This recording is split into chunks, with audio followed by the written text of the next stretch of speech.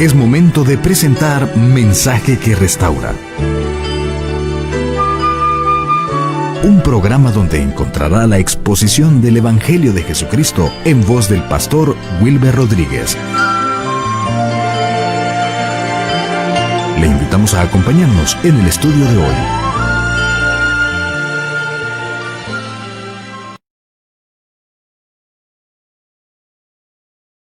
Estamos para nuestra vida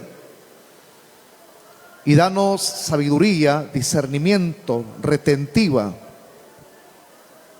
Y haz que hoy, Señor, pueda haber un mover impresionante de tu Espíritu en medio nuestro. Y que de igual manera así podamos recibir a las 10 de la noche que dé inicio la vigilia. Bendícenos y agrega, Señor, tus bondades a aquellas personas que están padeciendo de alguna situación. Extiende tu mano para sanar, para fortalecer, para restaurar las familias, para liberar y para proveer, Señor. Es nuestra súplica en Cristo Jesús, Señor nuestro. Lo hemos rogado para la gloria y la honra de tu santo nombre. Amén. Vamos a abrir nuestras Biblias. Estamos estudiando el libro de Génesis. La semana anterior apenas culminábamos el capítulo 22. Hoy vamos a continuar con el capítulo 23. El tema que vamos a desarrollar lleva como nombre la muerte de Sara. La muerte de Sara.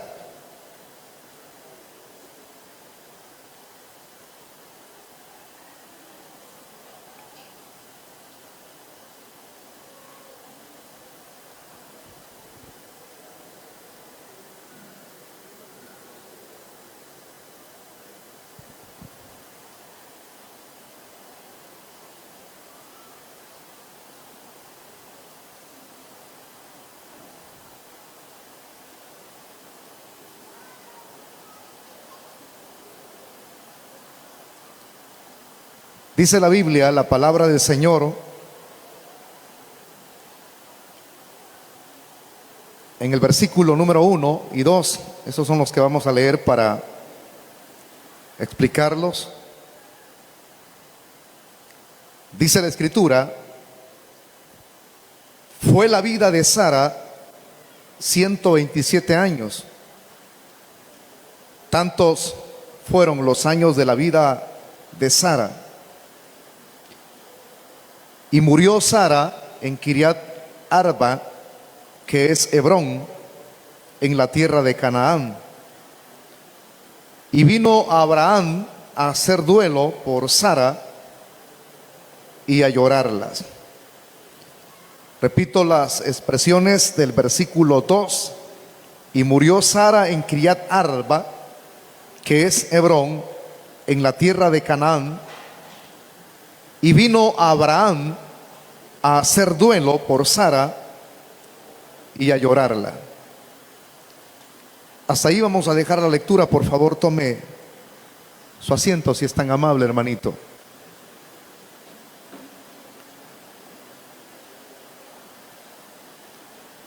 Siempre que habremos de analizar un nuevo capítulo, es necesario como presentar una estructura de ese capítulo. Es como cuando se estudia alguno de los salmos. Siempre se presenta una estructura de ese salmo en sus inicios. Y acá la estructura de estos versículos, o del capítulo podríamos decirlo, es en sí, como lo acabamos de mencionar hace unos minutos atrás, acerca del tema, la muerte de Sara.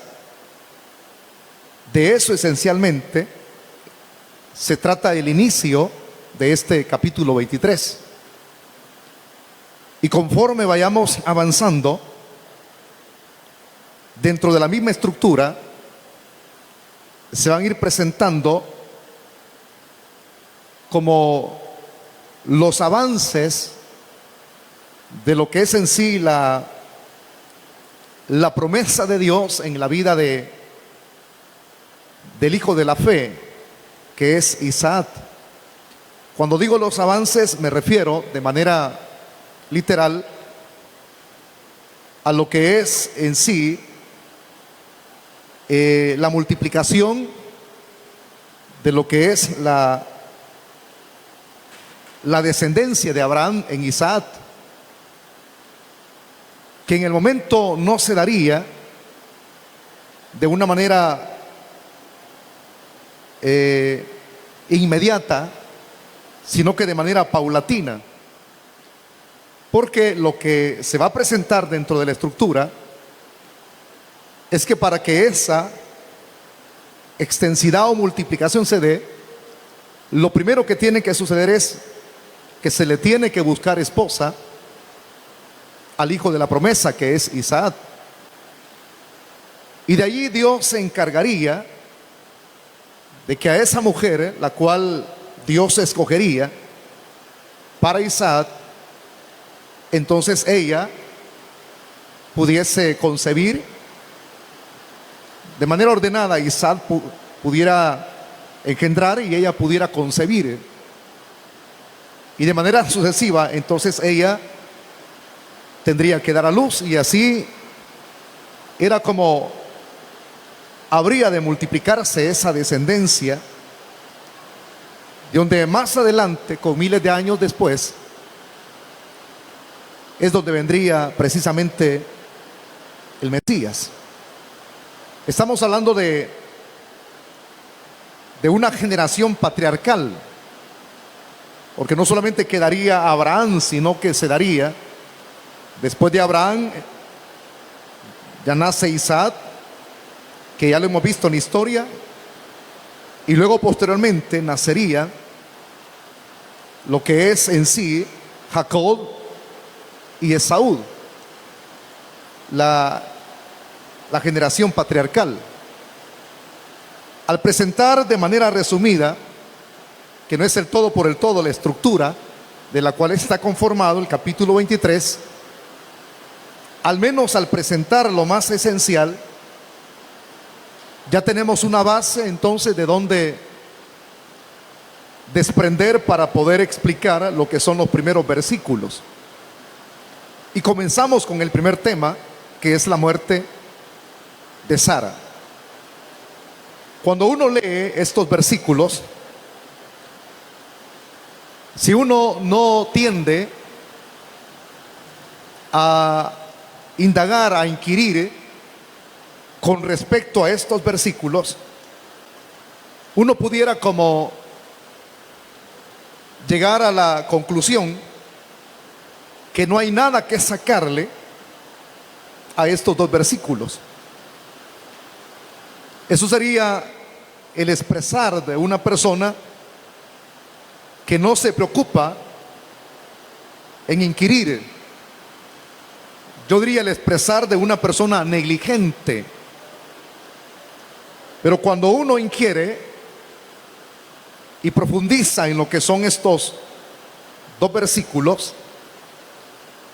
el escritor de este libro, que todos sabemos que fue Moisés escribió los primeros 5 libros de la Biblia, él mismo está escribiendo con respecto, voy a decirlo de esta manera, se interesa en escribir con respecto a la muerte de la esposa de Abraham. Y un detalle muy importante, y es que si él escribe con respecto a la muerte de la esposa de Abraham, es porque esta mujer tenía en vida, o tuvo en vida, un papel relevante. Y todo lo que esta mujer realizó, sus acciones buenas, eran bien vistas por Dios y serían trascendentes. Tan trascendentes que su nombre quedó plasmado en las Escrituras. Si vamos a hablar de Sara, que su nombre significa princesa, entonces tendríamos que tener un buen trasfondo con respecto a lo que se va a hablar de esta mujer, que no era una mujer, yo la veo así en este sentido, no una mujer común, que era humana, marcando una diferencia, igual que todos los seres humanos lo eran. Pero ella un día salió de lo común, porque un día, al igual como Abraham, recibió el llamado, según el libro de Génesis capítulo 12, de dejar la tierra y la parentela, es decir, los amigos y los familiares.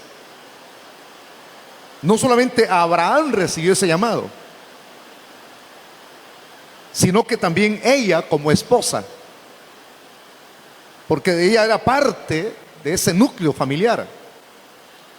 Y así es en todo cuanto el hombre, cuando es llamado por Dios, no es él solamente el importante, y lo que él habrá de hacer será trascendente, sino que Dios ve importante que el que ha sido llamado, y el que ha sido llamado incluya a su núcleo familiar. Eso es muy relevante. Entonces Sara, cuando Abraham recibe el llamado, deja Ur de los caldeos y vete a la tierra que yo te daré, la tierra que Dios habría de señalarle, dejando su tierra y su parentela, su familia, sus amigos. Entonces Abraham actuó por la fe. Abraham procedió a obedecer a Dios. Y quiero que usted ponga en ejercicio el sentido del oído y mantenga sus ojos bien abiertos, porque alguien puede ver como algo sencillo el llamado de Abraham. Pero fíjese, hermano, la mayor parte de expositores o de escritores bíblicos hablan con respecto a ese llamado, porque el llamado en sí uno puede leerlo a la luz de la Biblia, capítulo 12 de Génesis, y decir el llamado, únicamente entenderlo de manera literal: abandonar su tierra que estaba llena de paganismo, de idolatría, y irse a donde Dios le había señalado, una tierra nueva, una tierra diferente. No estamos hablando nada de manera espiritual, sino que estamos hablando de manera literal, tierra a tierra. Promesa es de darle una tierra. Entonces, algunos lo vemos solo así, así lo leemos y así lo hablamos y así muchas veces lo explicamos. Pero ese llamado tiene una trascendencia tan grande que el corresponder a ese llamado no solamente involucra la promesa de una tierra, sino que también involucra el aspecto espiritual, es decir, involucra su salvación. ¿Por qué? Porque al engranar con el llamado de Dios, y Abraham iba a presentar obediencia a ese llamado, entonces allí es donde Abraham, por su obediencia, por su fe, con respecto a lo que dice la Biblia, que Abraham creyó a Dios, solo denote, y su fe le fue contada por justicia. Es decir, que no solamente involucra la promesa de una bendición terrenal, sino que involucra la promesa de su misma salvación, él como persona. Y ya no lo dijéramos de esta manera, ¿verdad? ¿Qué no lo diríamos? Si él lo hizo, lo haría su esposa. Y si ella lo hace, entonces ella está involucrada en esa promesa, no solamente de bendición terrenal, sino de bendición espiritual, de salvación. Así como recibe el esposo, así también ella recibió de Dios. Entonces Sara sale juntamente con su esposo de Ur de los Caldeos. El mismo proceder que tuvo Abraham lo tuvo ella. Nosotros enfatizamos la historia introduciendo a Abraham, eso es correcto. Pero ahora que nos llegó el momento de explicar con respecto a esta mujer, hay que hacerlo. ¿Quién era ella? Ella también dejó su familia. Hay que recordar que dentro de la historia bíblica, el mismo papá de Abraham, el mismo padre, es decir, Taré, de Abraham, que era el padre de Abraham, era el mismo padre de Sara. Era el mismo padre. A diferencia que Abraham fue procreado con otra mujer. Y de igual manera, Sara fue procreada con otra mujer. Entonces ellos eran hermanos, pero de padre. De padre. En estos tiempos no se podía ver como nosotros lo vemos en nuestra época, como un incesto. Digamos la palabra más literal o la común que nosotros utilizamos, como un pecado. En esta época era muy diferente. Por ejemplo, el tío de Abraham se casó con su sobrina. Entonces algunos conservaban el lado sanguíneo. Claro, después de Abraham eso cambiaría, se lo estoy adelantando, para que nosotros no seamos de aquel tipo de personas que, según lo que se hacía en ciertas épocas del Antiguo Testamento, pensamos que eso habrá de perdurar en las épocas o décadas que vendrían posteriormente a ese tipo de experiencias, donde algunas cosas se convertían en lícitas. No, después de Abraham las cosas cambiarían. Ya sería diferente hasta llegar a nuestra época. No puede haber una persona que se case, es decir, un hombre que se case con su media hermana, ni mucho menos puede casarse con su sobrina. Es muy diferente. Pero en esta época sí. Entonces ellos eran medios hermanos. Ella también hace lo que Abraham hizo, deja su tierra, sus amigos, pero al único que no dejan es a Taré. Por eso es que algunos historiadores dicen que cuando Abraham obedece a Dios y sale de Ur de los Caldeos, quien lideró ese traslado desde Ur hasta, porque hay dos experiencias dentro de la misma historia. Según los que escriben con respecto a lo que se dio en esa salida, se dice que tuvo que haber una escala. Es como cuando hay personas que viajan a otras partes del mundo. Por ejemplo, los que van a Israel tienen que hacer escala en Estados Unidos. La primer parada, diríamos, y luego el traslado. Entonces ellos tendrían que hacer escala en un lugar, según geográficamente, llamado Harán. Los historiadores dicen que de allí de Ur de los Caldeos hasta Harán, Taré lideró. Pero ¿cuál fue el problema de que no pudo liderar desde Harán hasta Canaán? El lugar donde tenían que llegar ellos, el lugar límite. Es decir, lo que está contenido dentro de la promesa. Pero aquí hay un detalle a considerar y quiero que usted lo escuche. Y es que cuando llegan a Harán, hasta allí, hasta ese sitio, Taré ya andaba ahí por los 200 años. 200 años. Sí. La longevidad de vida, es decir, la extensidad de vida en ese tiempo, así era. 200 años.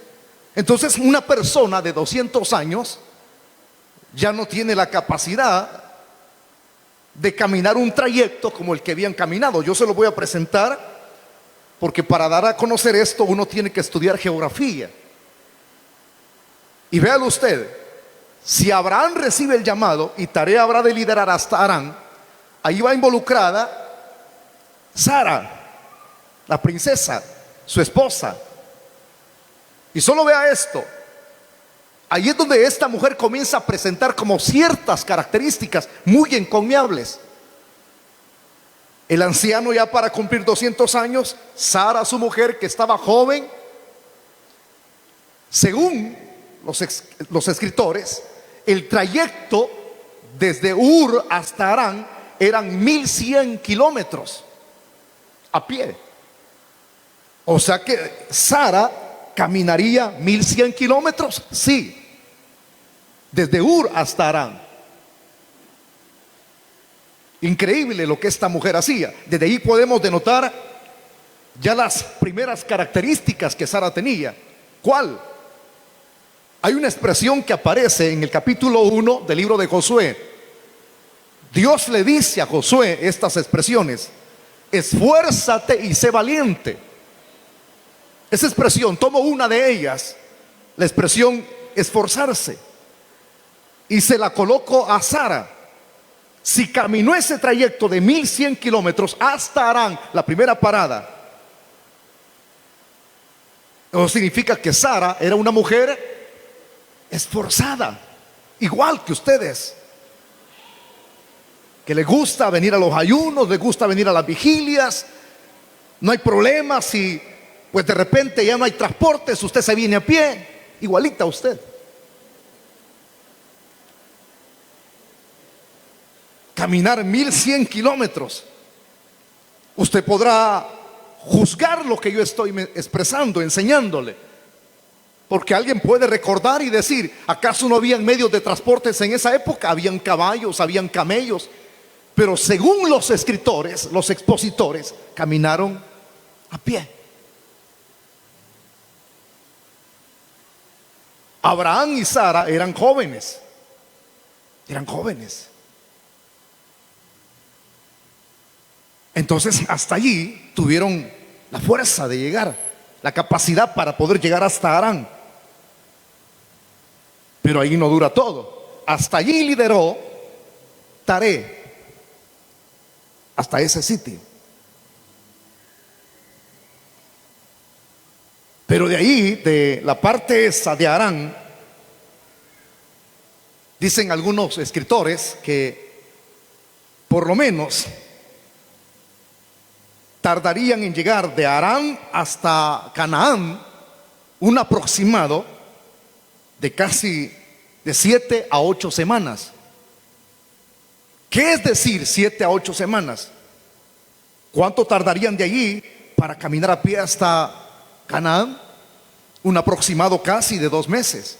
Estamos hablando entonces que geográficamente de Harán hasta Canaán habían 563 kilómetros. Si hacemos una sumatoria de recorrido, 563 más 1100 nos va a dar como resultado 1663 en total. O sea que esta mujer caminó 1663 kilómetros desde Ur hasta llegar a Canaán. Y alguien quizás se hubiese aparecido por ahí. Es un ejemplo nada más, ¿verdad? Para que tengamos una idea. ¿Y para qué andas caminando mucho? Regresate mejor a tu tierra. ¿Para qué andas siguiendo a ese hombre loco? Más de lo que vas a terminar con una enfermedad cansada. Pero esta mujer, ver a Abraham era ver a Sara. ¿Por qué lo hacía? Ahí viene otra segunda cualidad. Porque lo amaba. Ella amaba a su esposo. Cuando una mujer ama a su esposo, la mujer está decidida a enfrentar los retos que sobrevengan por delante. Y dentro de esos retos, una mujer sabe que habrá de experimentar peligro, habrá de experimentar vejámenes, habrá de enfrentar precariedades en el camino, habrá de enfrentar peligro, habrá de enfrentar pobreza. Ese es el amor. ¿Me entiende? Entonces el verdadero amor no es del diente al labio. El amor es práctico. Y ahí esa mujer estaba demostrando cuánto amaba a su esposo, esforzada y amante hacia aquel hombre el cual Dios le había dado a ella. Alguien diría que tenía Abraham, que esta mujer, para que esta mujer se mantuviese en esa postura: amor. Hay una frase que reza en el mundo que dice que el amor es ciego, así como las leyes muchas veces son ciegas. Pero dejemos la expresión esa: el amor es ciego. Y la realidad es que cuando uno inquiere en ello, es decir, uno averigua, uno se mete y uno hace la pregunta: ¿por qué la mujer tiene el valor de abandonar a sus progenitores, que tanto ellos pagaron un precio por esta mujer, y de repente dejarlos para que un individuo extraño se la lleve? Que es la ley de la vida. Tanto que le costó a sus padres.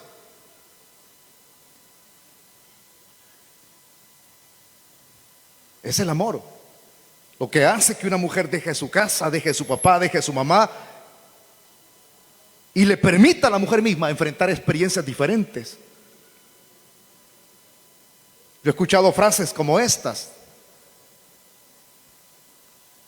Le decía unos vecinos a la vecina: ¿por qué no dejas a ese hombre que es borracho, drogadicto? Entonces la mujer respondió: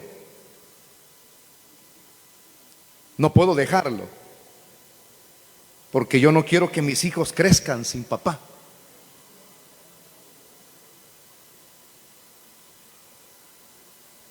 Y dijo esta persona: mejor estoy orando por él para que Dios lo convierta.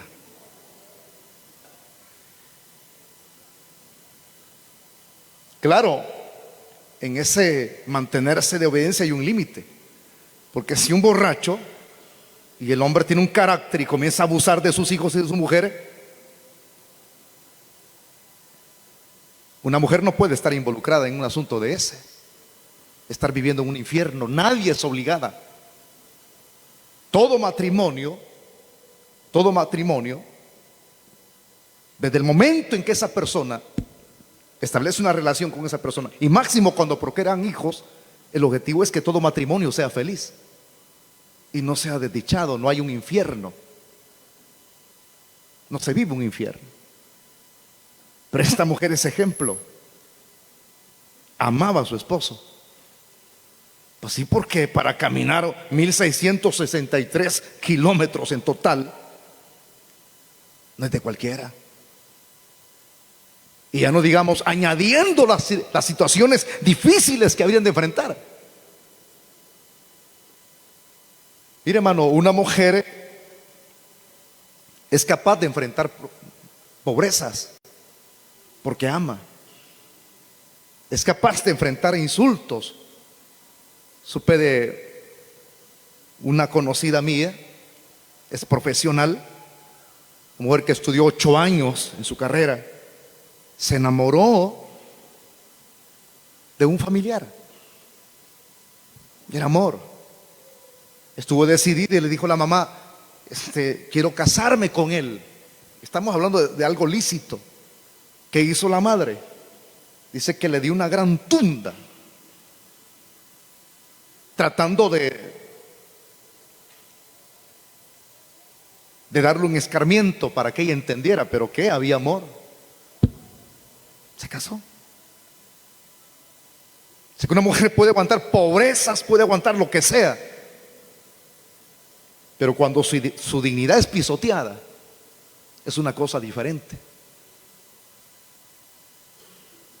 Es una cosa, maltratos, por ejemplo, yo he agregado eso, es una cosa diferente. Aquí era un trato recíproco. Abraham amaba a Sara y Sara lo amaba a él. Entonces vaya apuntando usted la segunda cualidad: amaba, era amante de su esposo. Aparte de eso, esta mujer, Sara, era fiel, o sea, tenía fidelidad. Es decir, ella nunca metió la pata con otro. Nunca le fue fiel a su esposo. A pesar de que en ese transitar, en ese caminar, se presentaron varias experiencias en donde ella pudo haber dejado a Abraham. Ya las hemos estudiado acá. Abimelech la iba a tomar, la hizo parte de su harén. Si Dios no hubiera intervenido, Sara se queda ahí. Pero ¿por qué ella se fue al harén de Abimelech? Porque Abraham mintió.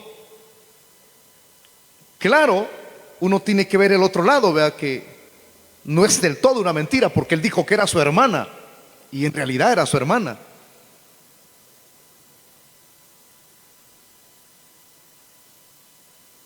¿Cuál es la segunda experiencia?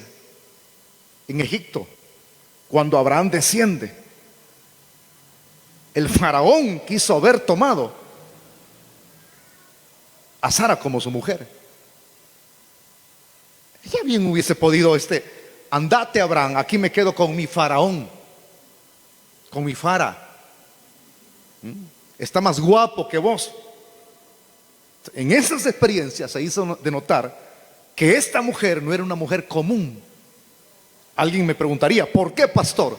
Porque en el llamado de Dios tuvo la experiencia de un cambio. Claro, usted me dirá, ¿y en Ur de los Caldeos qué tipo de Sara era? Temerosa de Dios, igual que Abraham. Así como es su esposo, así era ella. Era fiel, tenía fidelidad a Abraham. Cuarta característica de esta mujer, excelente las características que estamos viendo ahorita, ¿verdad? Es que esta mujer era una mujer de fe. Abra su Biblia, por favor, lo voy a llevar a la epístola anónima de los Hebreos, en el capítulo 11, versículo 11.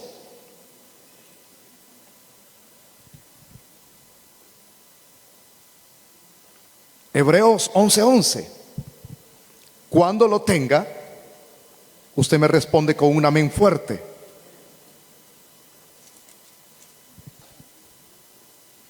Quiero que lo lea conmigo, por favor, hermanito. No solamente se quede nada más, ¿verdad?, con los textos, leyendo con la vista.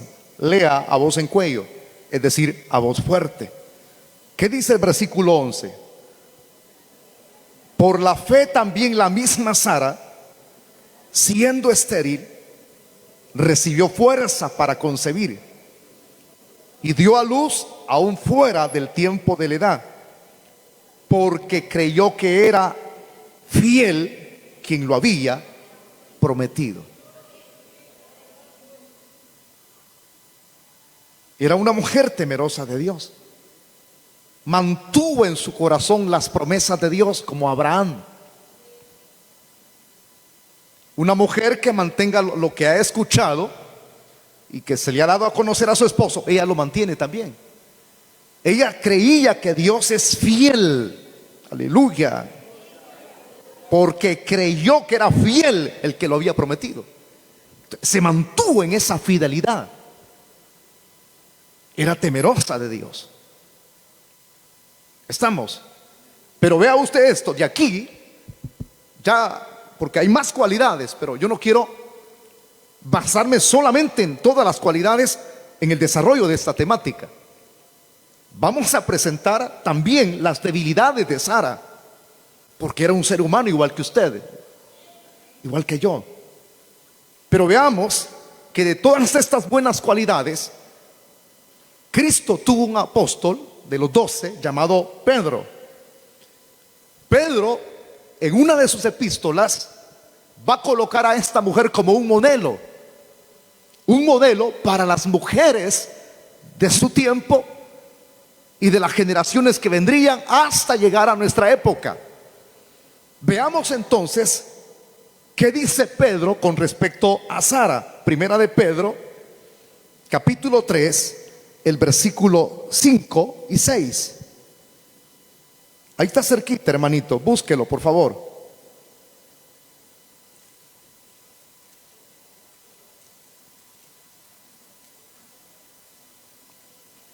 Capítulo 3 le dije, ¿verdad? Versículos 5 y 6, léalo conmigo. ¿Lo tenemos, iglesia? Ok.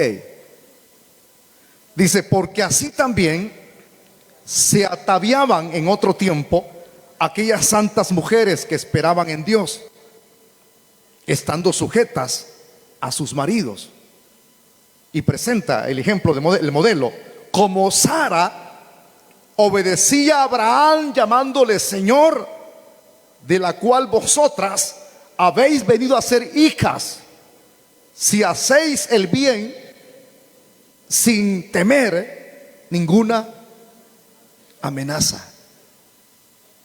La coloca como modelo, como una mujer obediente, igual que ustedes, hermanas, sumisas a sus esposos, ¿verdad? De eso está presentando aquí Pedro al ver las cualidades de esta mujer. Obedecía a Abraham y le llamaba Señor con respeto, porque lo amaba. Entonces la presenta como el modelo de obediencia, que allí es otra cualidad. Y hasta ahí vamos a hablar de las cualidades, sí, porque hay más todavía. Pero también vamos a hablar de las debilidades, porque era un humano igual que nosotros. Dice el pastor y teólogo John MacArthur en su libro, donde él habla de mujeres extraordinarias, dice en los inicios de la biografía de Sara, que en el momento de entrada él no habla de esas buenas cualidades, porque él toma como introducción, según en su libro John MacArthur, a Sara como una mujer fiera. Y así lo dice, así lo escribe en su libro. Parece ser, dice, que en el análisis que se hace cuando uno estudia la Biblia, que Sara aparece como una mujer fiera. Y dicen algunos párrafos más abajo en su libro que en su comportamiento pareciera que Sara era una arpía. Eso yo lo había obviado, pero lo estoy mencionando para que usted vea que hay expositores, biógrafos que hablan con respecto a Sara y presenta las debilidades. La Biblia habla de esas debilidades. ¿Cuáles eran las debilidades que esta mujer tenía? Bueno, veamos que era un ser humano. No hay ser humano que no tenga debilidades. Todos tenemos debilidades. Todos tenemos debilidades. Imagínense, Dios ya le había dado la promesa que iba a tener un hijo. Y ya habían transcurrido una cantidad de años. Ella cometió el error de dudar. Debilidad, dudar. Dos, a eso se agrega de que cometió el gran error de pensar de manera incorrecta. ¿Por qué de manera incorrecta?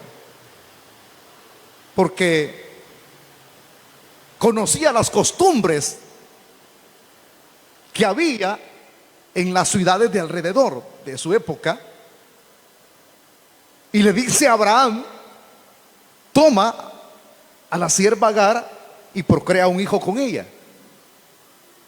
Y ese hijo, en el pensamiento trastornado de Sara, cuando no se sabe uno ubicar en donde Dios lo tiene, la mente se trastorna. Cuando comenzamos a dudar de la palabra, cuando comenzamos a colocar lo que es en sí nuestras opiniones, nuestros conceptos, y creemos que nuestros conceptos o nuestras opiniones son más sabias que las expresiones de Dios. Estamos equivocados. La palabra de Dios tiene un contenido de sabiduría y no hay que dudar de ella. Que duda de la palabra se lo lleva el río, señores.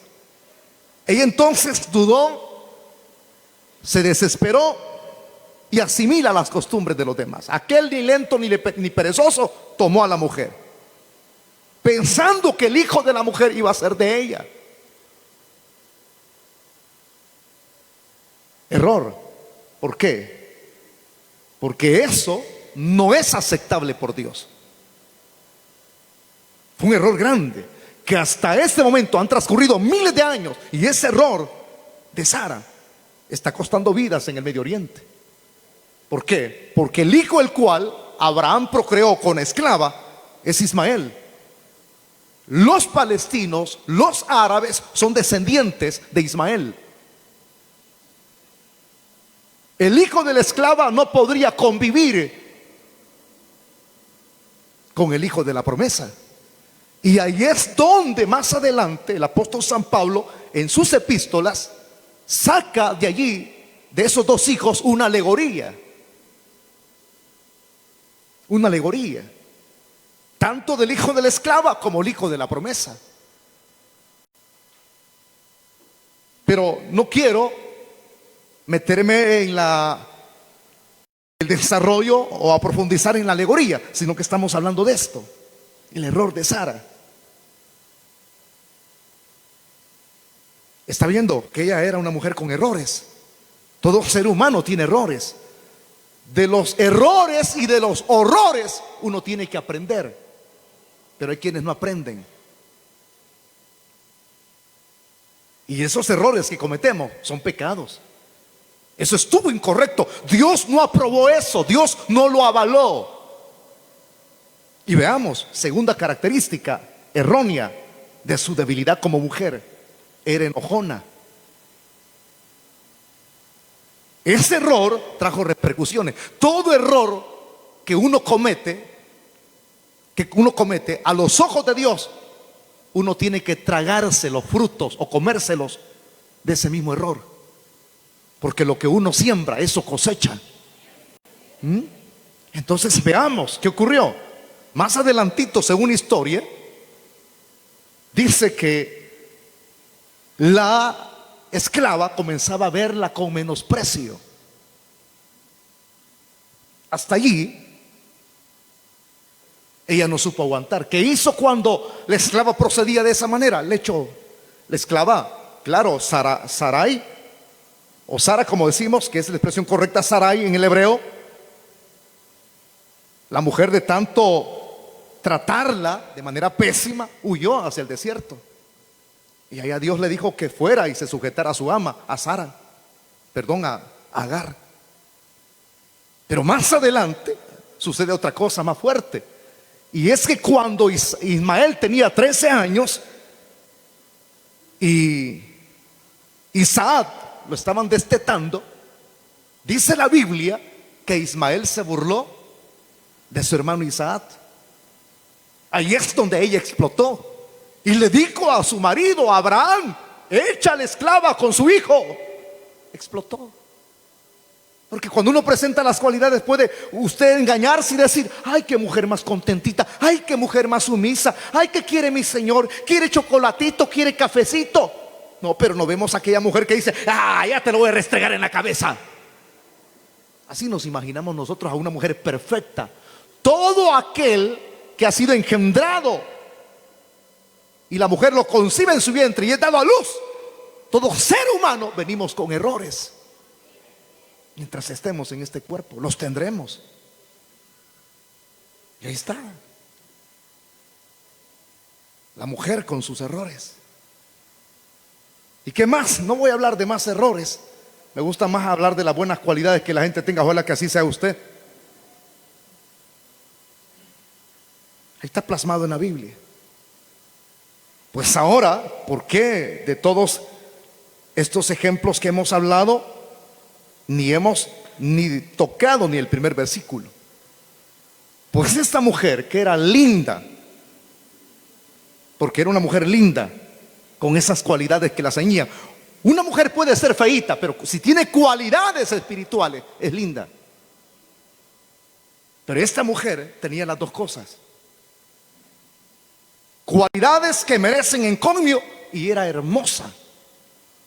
Sara era una mujer que paraba no rastras, sino aviones. No sé si me entendió lo que le dije. Que por ejemplo acá, si alguna hermana bonita sale, es hermosa, y sale ya saliendo de la iglesia para abordar el bus o el vehículo, aquí no para rastras, aquí para bicicletas, porque se paran. Qué bonita, qué hermosa. Sara era hermosa. Dicen los expositores que su hermosura comenzó a resplandecer a los 66 años. Alégrense, hermanas.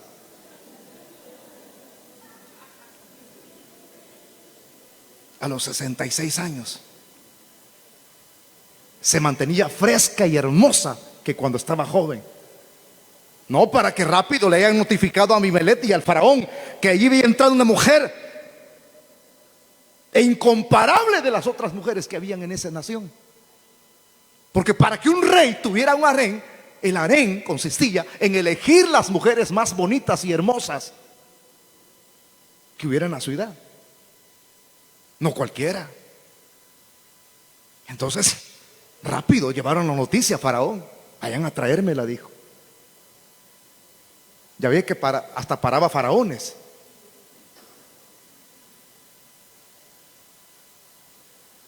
Era hermosa. Pero esta mujer hermosa en lo físico y en lo espiritual, Abraham tuvo el grande privilegio de que llegó a ser su mujer. Dios se la dio. Ya va a denotar usted por qué de todo este comentario. Al igual como todo ser humano, nosotros tenemos un límite. Nunca se le olvide, hermano. Hermanita rechula que usted está aquí, que está o gozando de su juventud, y se hace no sé qué en la cara, que se jala el pelo por aquí, y se vuelve maliciosa y coquetita, ya que cuando entra a la iglesia, ay, aparecen las carrozas de la fiesta Julia. Entonces, santo, dijo la hermana Marta. Oye, se siente que ella es la matriarca de la palabra que cambia. Toda la juventud, la cual la mujer tiene, se acaba. La belleza física se acaba, pero la belleza interior es la que permanece siempre. Pero mire, no le quitemos lo bonito o lo atractivo que tenga una mujer. Pero una mujer sin Cristo, si es bonita, es atractiva, no tiene nada. Los mundanos son los que ven cuerpos y ven caras y ven pelos, pero el cristiano no ve eso y no tendría que ver eso, y en eso se fijan y no saben que esa mujer en la cual se han fijado se hace un montón de cosas. 2 horas se tira en la casa para salir de la casa, porque no es ella quien sale, la mujer del mundo, no es ella, es otra.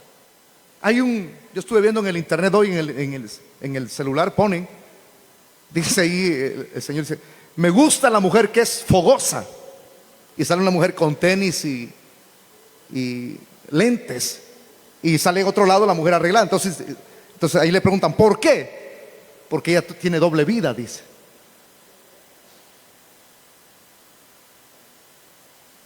Entonces la mujer sin Cristo, que es bonita, que es atractiva, esa belleza no es la que el hombre debe de estimar,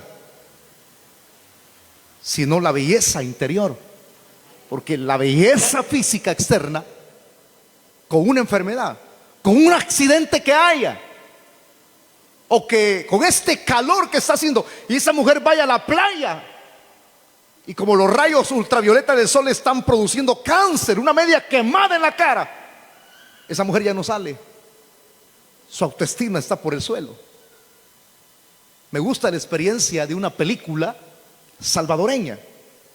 Creo que fue filmada, si no estoy mal, en 1985.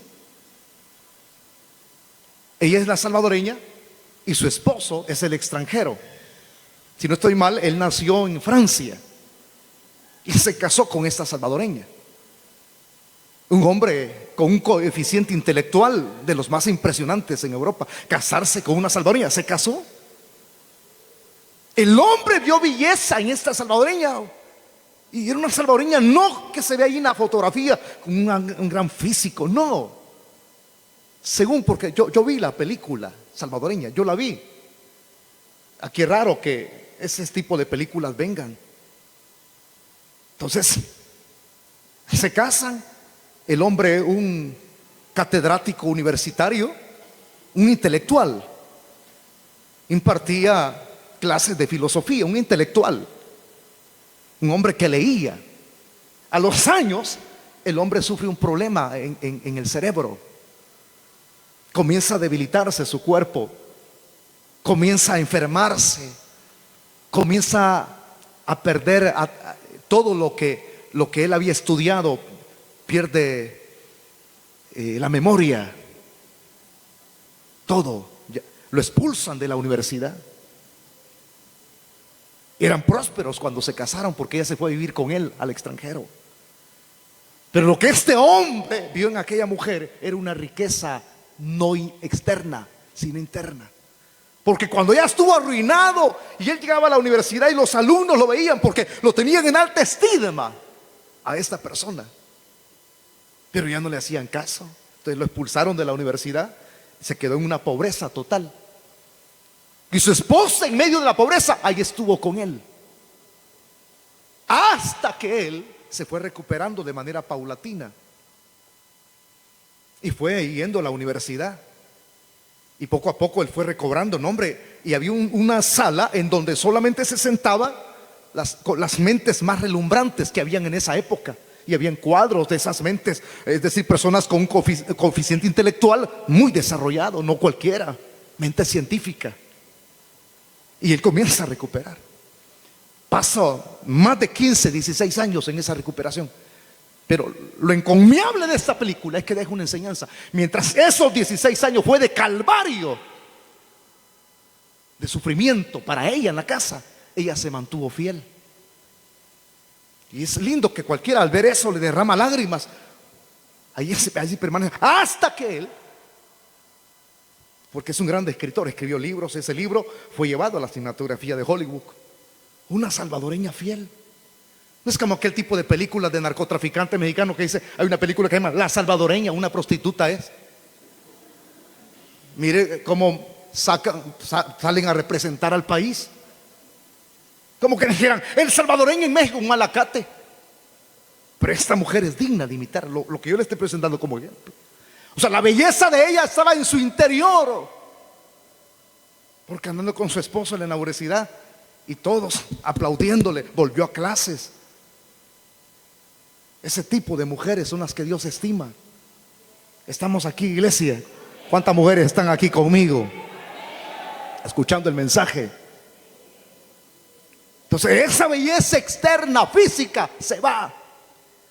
Y la vida, conforme los años van transcurriendo, se van. Se van.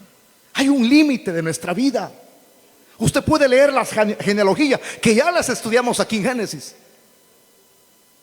Tal persona murió, tal persona vivió tantos años, tal persona vivió tantos años, tal persona vivió tantos años. Eso es el acabar del hombre. Todo lo que hay debajo del sol tiene un límite. Todo lo que hay debajo del sol es vanidad de vanidades, sin sentido. Entonces, si nuestra vida es efímera, es pasajera, ¿por qué no valorar lo de Dios? ¿Por qué no enriquecernos de lo de Dios y dejar una huella en este planeta? Entonces esta mujer era hermosa, tanto en su interior como en el externo. Y ahí viene lo duro. Un día ella muere. Dice, fue la vida de Sara 127 años. ¿Cuántos años? 127 años. Vea usted esto. ¿De cuántos años ella dio a luz a Isaac? De 90 años. Abraham era 10 años mayor que su mujer. Él tenía 100 años cuando ella dio a luz a Isaac. De 90 años. Entonces, ¿cuántos años disfrutaron ellos como matrimonio? Porque tuvieron sus momentos de felicidad. Si usted hace un recuento, de 90 años tuvo a Isaac. Entonces, y aquí comenta que de 127 años ella murió. Fueron 37 años de un disfrute matrimonial. ¿Por qué? Porque ya tenían al hijo de la promesa. Y cuando el hijo de la promesa vino, eso le hizo feliz a Sara. Eso hizo feliz a Abraham, porque era el hijo de la promesa. Ahí en él se cumplirían todas las demás promesas dentro del pacto, según el capítulo 12 de Génesis. Dios le daría una tierra, pero también Dios le había dicho que multiplicaría su descendencia. Dios lo bendeciría a él, haría que su descendencia fuera como las estrellas del cielo, como el polvo de la tierra. Serás de bendición. Los que te bendigan yo los bendeciré, los que te maldigan yo los maldeciré. Estamos aquí, 37 años de felicidad en su matrimonio, pero esa felicidad tiene un tiempo límite. Todo lo que hay en esta tierra un día tendrá su tiempo límite. Por eso es muy importante estar conectados con Dios. Por eso es que dice un expositor, cuando Abraham salió de Ur de los Caldeos, no crea que Abraham era de un cantón. No crea que Abraham tenía la experiencia de ser un nómada, un errante o un beduino. Abraham no era de lo rural. Abraham era de lo urbano, como nosotros llamamos cuando alguien dice, ¿dónde vivís? En el centro. Abraham había convivido en urbano. También su esposa. Pero cuando salen ese tiempo para allá, ellos no crea que se iban a soltar de las promesas de Dios. No, ellos caminaron como peregrinos. Como peregrinos hasta llegar hasta la tierra de Canaán, como peregrinos. Pero en ese peregrinar ellos habían aprendido a depender de Dios, a agarrarse de la mano de Dios, a pesar de que tuvieron experiencias desagradables en el camino. Pero Dios los volvía a encarrilar. 37 años de felicidad. Y Sara muere a los 127 años. Tantos fueron los años de la vida de Sara, dice el escritor, que es Moisés. 127 años. ¿Cuántos tenía Abraham? 137, correcto. Y ahí estaba Isaac, porque todavía no se había casado. Lo duro fue no solamente para Abraham, sino para Isaac. ¿Por qué? Porque Isaac era un niño de casa. Sara amaba mucho a su único hijo. Qué dolor habrá sentido Isaac en su corazón. Pero qué no dijéramos de Abraham, de haber tenido una esposa con tales cualidades, las cuales yo acabo de explicarles a ustedes. Murió Sara, murió su esposa. Hay un libro que se llama, en la librería Bautista lo tienen, yo estuve leyendo el prólogo, dice cómo enfrentar la muerte de un esposo o esposa. Y dice el expositor, no es fácil. No es fácil. Y no es fácil porque la Biblia lo dice en el versículo 2.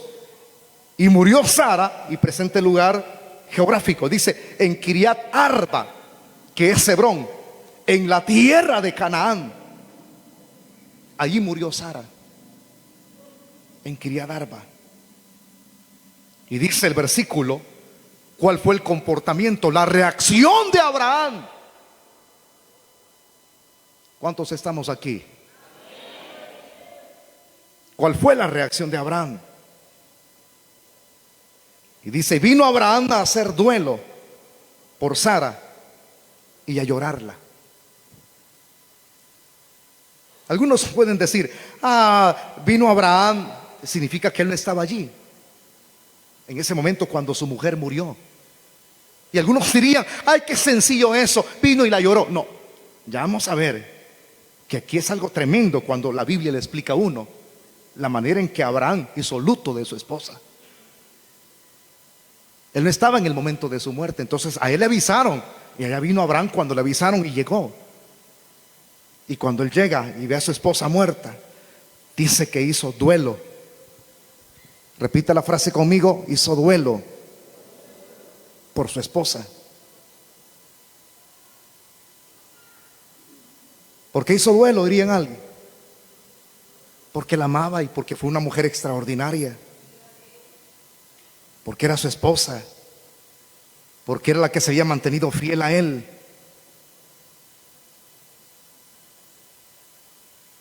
Y él hace luto en ese momento. Y aquí hay un detalle a considerar, hermano. Y si hizo duelo y la lloró, yo estuve revisando un poco más atrás las experiencias que habían habido en la vida de Abraham. Y yo veo que cuando él sale de Ur de los Caldeos, yo no sé a muchos de ustedes de dónde vienen ustedes, si son de aquí de Chalchuapa, pero cuando uno sale de su tierra, uno llora. Yo viví en México, estuve unos meses en México, viví ahí unos días. Y cuando uno regresa, uno llora por el país aquí. Y cuando uno está por allá en otro país y oye el himno nacional de El Salvador, uno llora. Usted me dirá: yo estuve allá por Jucuapa y no lloré. Pues sí, porque es aquí el mismo lugar. Pero hay gente que llora. Usted cuando va a dejar algún familiar, llora por su familiar cuando va en el avión y sabe que va a regresar. Abraham, cuando salió de Ur de los Caldeos, no lloró. No me dice la Biblia que cuando su padre Taré murió, lloró. No me dice de que cuando su sobrino Lot fue llevado cautivo, que haya llorado. No lloró. Cuando se separaron, no me dice la Biblia que él lloró por Lot. No lloró. ¿Por qué no lloró? Alguien preguntaría. ¿Por qué no lloró en todo eso? Que ameritaba que llorara, que ameritaba que hubiera un convulsionar de emociones. No lloró. ¿Y por qué lloró aquí entonces? Porque esto era más fuerte. Esto desgarró su corazón. Esto conmovió sus entrañas. Y por eso es que él lloró. Y lo tremendo es que en ese llorar de Abraham,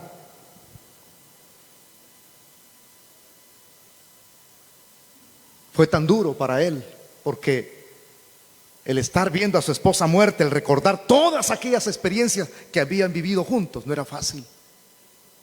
No era fácil. Hubo un lamento. Yo diría esto, hermano, usted ha leído, más adelante vamos a llegar hasta ese estudio, cuando José se revela a sus hermanos y él llora, dice la Biblia, y el llanto de José se oye hasta donde está Faraón en el palacio. Fue tanto cuando él se reveló: yo soy José a quien ustedes vendieron. Lloró. ¿Qué no sería el llanto de Abraham?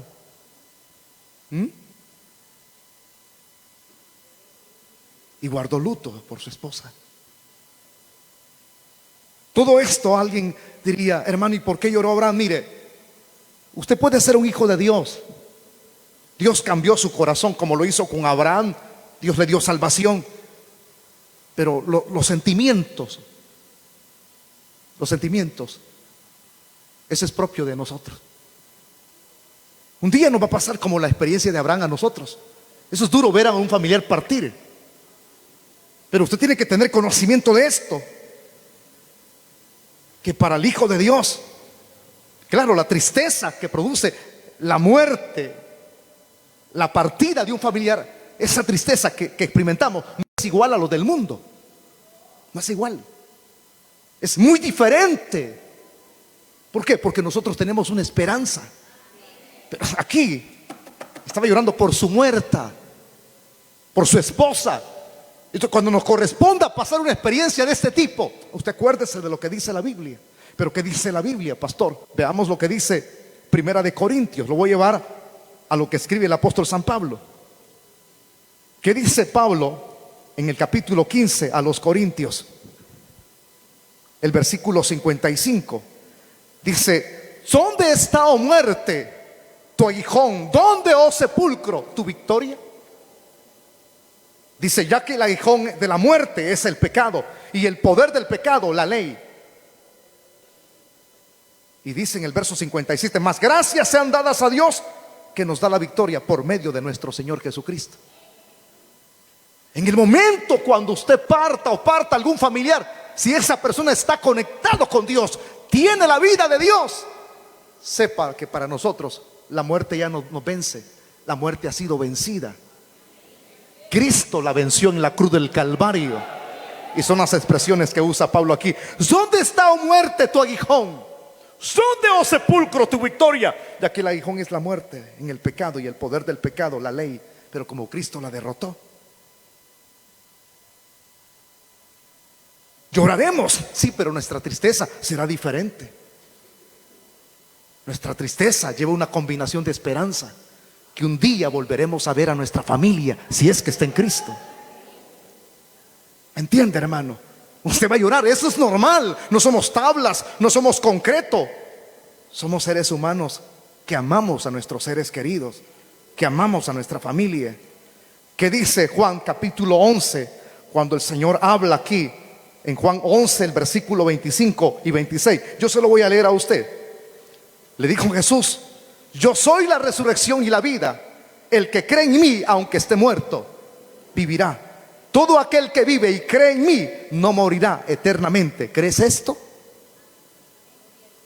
El que tiene Cristo no muere. El que tiene Cristo tiene la vida eterna. Tiene la vida eterna. Y vea qué lindo lo que dice. Voy a regresar nuevamente a 1 Corintios capítulo 15, pero ahora voy a leer el versículo 21 en adelante. Dice así las frases: porque por cuanto la muerte entró por un hombre, también por un hombre la resurrección de los muertos. Porque así como en Adán todos mueren, también en Cristo todos somos vivificados. El que tiene a Cristo tiene la vida. Cristo dijo: yo soy la resurrección, y el que en mí cree, aunque esté muerto, vivirá. ¿Cuántos alaban al Señor en esta noche? No muere, no muere. Por eso es que la muerte, para usted y para mí, la muerte es el medio por el cual nosotros vamos a nuestra casa de nuevo. Regresamos a donde pertenecemos. Usted y yo tenemos una casa allá arriba. Yo casa. La muerte entonces, dice W. Luxer en sus libros, dice W. Luxer, dice: la muerte, dice, aunque la Biblia te diga es tu enemiga, pero muchas veces la que es nuestro enemigo viene a convertirse en nuestro mejor aliado, porque la hora de partir es nuestra amiga. Porque es nuestra amiga, porque ella nos lleva a donde pertenecemos, a los que somos hijos de Dios, a donde pertenecemos. Si tú tienes a Cristo, perteneces al cielo. Si tú no tienes a Cristo, no perteneces al cielo. Tú perteneces a un lugar de condenación por tus obras, por tus hechos, por tu rechazo a la palabra. Pero todo aquel que se mantiene en la verdad de Dios, algún familiar suyo, usted como mujer algún día parta, hay una esperanza para usted. Aunque la muerte venga, vamos a sentir tristeza de la partida del familiar. Y máximo cuando usted vea fotografías, vea las fotos por un lado, vea los recuerdos, se recuerda de las cosas bonitas que vivió con esa persona. Pero acuérdese de lo más importante, de lo más trascendente, que esa persona, si es su esposa o su esposo, ya está en su casa, ya está en la casa, ya está en la casa. ¿Por qué estoy diciendo eso con toda fiabilidad? Porque la palabra del Señor lo dice en Juan capítulo 14. Lo dice el versículo número 1 y 3: no se turbe vuestro corazón. Creéis en Dios, creed también en mí. En la casa de mi Padre muchas moradas hay. Si así no fuera, yo os lo hubiera dicho. Voy pues a preparar lugar para vosotros. Y si me fuere, os preparé el lugar, vendré otra vez y os tomaré a mí mismo, para que donde yo estoy, vosotros también estéis conmigo. Y sabéis, dijo el Señor, a dónde voy, y sabéis el camino. Entonces uno puede llorar como Abraham. No somos, repito la expresión, tabla, concreto. Hay un convulsionar de emociones, pero hay una esperanza. Un día usted va a partir, un día ya no lo vamos a ver aquí, o un día usted no me va a ver aquí. Pero ese día cuando llegue, usted derrame lágrimas, llore. Podemos hacer luto como los demás, No podemos estar alejados de esto. Dice un expositor: cuando se da la muerte de un cristiano, tenemos que tenerla en alta estima, porque la muerte para un cristiano no es pérdida, sino ganancia. Tienen que haber coritos, más que oír gritos, gritos y gritos despavoridos. Tiene que haber un llorar, pero consciente, con una esperanza. Y alguien le llega a consolar con una expresión: hermano, lo siento mucho, su esposa, su esposo está con el Señor. Y el hermano dice: es cierto, hermano, es cierto, mi esposa está con el Señor, mi esposo está con el Señor, mis hijos están con el Señor. Cuando hay una esperanza. Pero ¿qué de aquellos que mueren sin esperanza? Ese es lo crudo, ese es lo duro.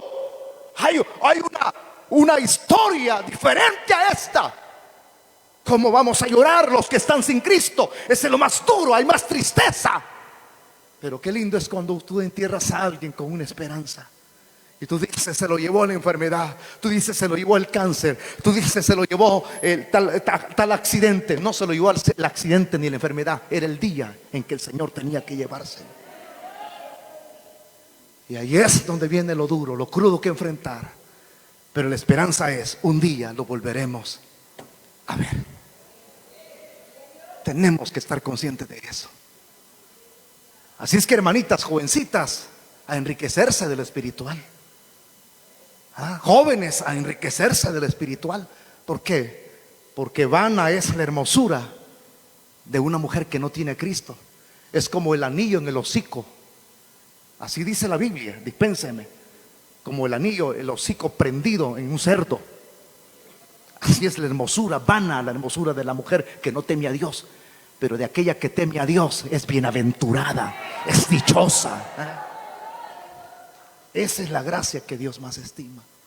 ¿Cuántas mujeres van a tomar el modelo de Sara hoy? A ser fieles. Ya no haya transporte, yo voy a estar. No, pero hay un montón de mujeres rezongonas, chambrosas, malcriadas. Hermano, yo no quiero oír eso, hermano Wilber. Es el modelo. Sara no era así. Tenía sus debilidades, pero qué galán que ustedes fueran en las modelos de las más jovencitas. Pero aquí hay muchachitas que cuando vienen otras muchachitas avanzando, ven otras niñas, vienen avanzando, comienzan a escribir tonteras, sandeces en los celulares. Sean ejemplo de las más nuevas en nuestra iglesia. Ustedes que van comenzando, tienen años, tienen meses, ahí andan peleándose con novios, por novios. Muchachita coleccionadora de maridos. Que no me lo quiten el novio, que no me gusta. Que en lugar de andar peleando por maridos, por hombres, por novios, ¿por qué no peleas por el Señor? ¿Por qué no peleas ser el fiel a Dios? El comportamiento tiene que ser diferente, no el de una impía, sino el de una cristiana con temor de Dios. Es eso lo que tienes que imitar. Pero ahí andan peleándose, ahí anda, que yo se lo quito, que yo se lo quito, mío es. Peleándose por la carne, peleándose por lo que te va a dar una patada cuando te preñe un día. Porque el hombre de verdad, la mujer que de verdad es mujer de Dios, cuesta, no es fácil.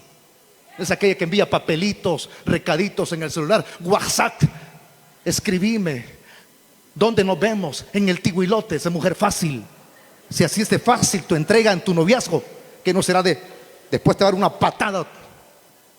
Ese hombre no va a durar contigo. Mejor que te cueste. Aquel tipo de mujer que dice: mire, para que usted sea mi novio, ayune 40 días. ¿Cómo lo va a hacer si ese individuo ni se congrega? Tiene nombre de líder ni líder es. Tú lo ves con uniforme, pero ni convertido quizás es. Porque hay mucha gente que se ha inmiscuido en la iglesia, que es impía, es pagana, y se esconden detrás de un uniforme. ¿Sabes por qué te lo digo? Porque hace unos días un amigo mío aquí viene, y lastimosamente hay que decirlo, él viene acá a la iglesia y dice que como él trabaja con taxis, ¿verdad? Él dice que lo mandaron a llamar y dice: tal taxi, ya llegó. Y eran 2 personas que aquí se congregan, a traerlas a un hotel. No son ni convertidas, vienen a buscar aquí carne. La carne es podredumbre, pero lo de Dios permanece para siempre.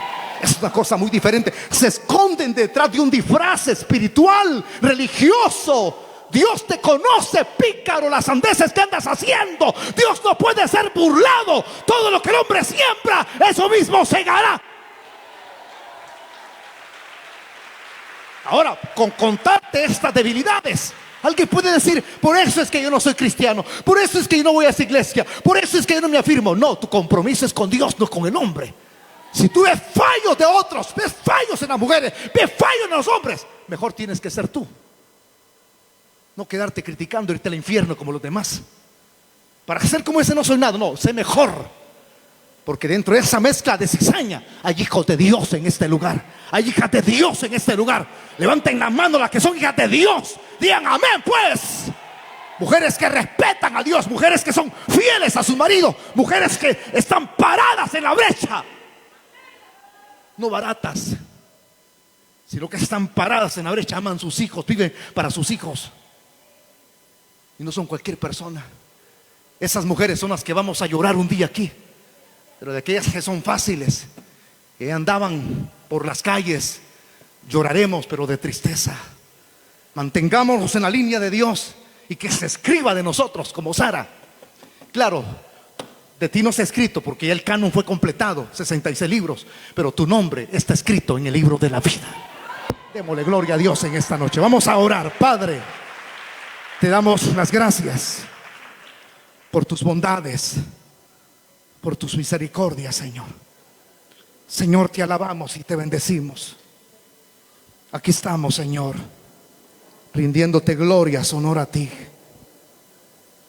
Hemos estudiado tu palabra, bendito, y en ella nos apegamos. Por eso es que de ella recibimos. De ella recibimos, Señor. Gracias, gracias, gracias, gracias. Porque aprendemos más. Aprendemos más. Ayúdanos a mantenernos fieles. Ayúdanos a salir de lo común. Bendice la vida de cada mujer, de cada hermana, de cada jovencita, de cada mujer casada. Señor, que imiten estas cualidades de las que se casarán en el futuro, de las que, Señor, concebirán hijos y darán a luz cuando se casen. Señor, que tu gracia esté sobre cada mujercita, sobre cada mujer, sobre cada hombre también. Yo quiero hacer 2 invitaciones en esta noche. Pónganse de pie los que necesitan recibir a Cristo por primera vez. Los que son amigos, pónganse de pie. Si hay alguno de ustedes que necesita recibir a Jesús, pónganse de pie los que son amigos. Rápido, tengo 2 minutos. 2 minutos. O pónganse de pie los que necesitan reconciliarse con Dios. Si hay alguna persona que necesita volverse a Dios en esta noche, póngase de pie. Los que van a reconciliarse, rápido, los que necesitan reconciliarse, los que quieren nacer de nuevo. Te voy a preguntar algo, tú que andas enrolado en el pecado. Si te murieras hoy en la noche o te murieras mañana, ¿para dónde vas? ¿Estás seguro que abrirías tus ojos desde el primer segundo en que te murieras en la presencia del Señor? ¿O dudas porque andas inmiscuido en el pecado? Eres de aquellos que se esconde tras el escudo, de una religión. Si te mueres, te vas al infierno. Eres conocedor de la palabra y no la pones por obra. Más te vale volverte a Dios en esta noche. Pónganse de pie los que necesitan reconciliarse con Dios, rápido. Si hubiera alguna persona que necesita reconciliarse, póngase de pie. Quiero orar por usted. ¿Habrá alguna persona? Termino ya. ¿Habrá alguna persona quien necesite hacerlo? Póngase de pie ahí donde usted está. Salga de su asiento.